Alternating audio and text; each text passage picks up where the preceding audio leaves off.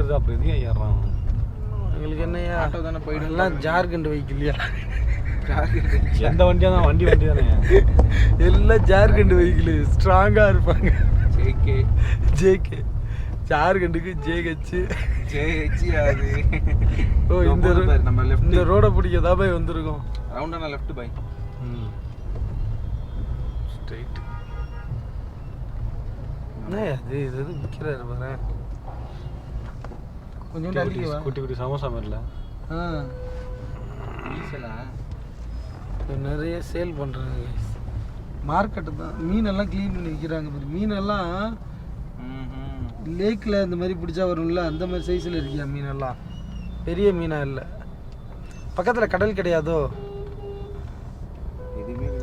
ஜமீலா மஸ்ஜித் ஃபுல்லாக வண்டி ஏறி நிற்கிதியா. எப்படியா நம்ம ஒரு பெரிய ட்ராவலர் எடுத்து தானே இருக்கும். பெரிய ட்ராவலர் நம்ம என்ன ஜம்மு காஷ்மீர்ல வண்டியில் இந்த மாதிரி தான் இருக்கும். இந்த மாதிரி தான் நின்றுட்டு சந்தூர்லாம் எப்படி வந்திருப்போம்னு கேட்குறேன். வாய்ப்பே இல்லை. அப்படிதான் காட்டுது.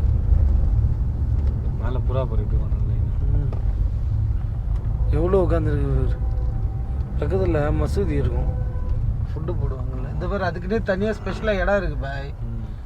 இந்த பில்டிங்லாம் பாருங்கள் வேறு லெவலில் இருக்குது. பழங்காலத்து பில்டிங் மாதிரி இருக்குது பார்க்குறதுக்கே.